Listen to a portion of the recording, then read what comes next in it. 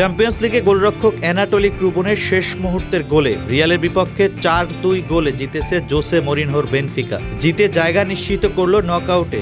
জোড়া গোল করেন বেনফিকার শেলডেরাফ ও রিয়ালের কিলিয়ান এমবাপ্পে। এদিকে পিএসজি ও নিউক্যাসলের মধ্যকার ম্যাচ ড্র হয়েছে। লিসবনে নাটকীয় ম্যাচে শেষ মুহূর্ত পর্যন্ত দুদলের ভাগ্য ঝুলেছিল এক সুতোয়। রিয়াল মাদ্রিদ 30 মিনিটে কিলিয়ান এমবাপ্পের গোলে এগিয়ে গেলেও বেশি সময় লিড ধরে রাখতে পারেনি। 36 মিনিটে 21 বছর বয়সী আন্দ্রেস শেলডেরাফ গোল করে বেনফিকাকে সমতায় ফেরান। প্রথমার্ধের শেষ ভাগেই লিড নেয় স্বাগতিকরা। দ্বিতীয়ার্ধের 54 মিনিটের মধ্যে নিজের দ্বিতীয় গোল করেন শেলডেরাফ। বেনফিকাকে এগিয়ে দেন আরও দৃঢ়ভাবে।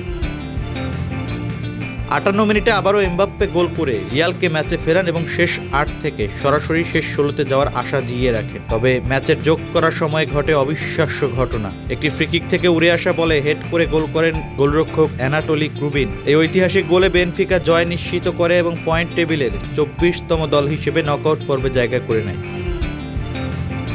এই জয়ের ফলে বেনফিকা লিগ পর্ব শেষ করেছে সবার শেষে। তবে শেষ 16র টিকিট পেতে তাদের খেলতে হবে 2 লেগের প্লে অফ ম্যাচ। অন্যদিকে এই হারে রিয়াল টেবিলের 3 নম্বর স্থান থেকে নেমে গেছে 9মে। ফলে তারাও সরাসরি শেষ 16তে যেতে ব্যর্থ হয়ে প্লে অফ খেলতে বাধ্য হচ্ছে। রিয়ালের মতো পিএসজি ও নিউক্যাসলও শেষ 8-এ থাকার সুযোগ হারিয়েছে। দু দলের ম্যাচ ড্র হওয়ায় পিএসজি নেমেছে 11 নম্বরে এবং নিউক্যাসল 12 নম্বরে।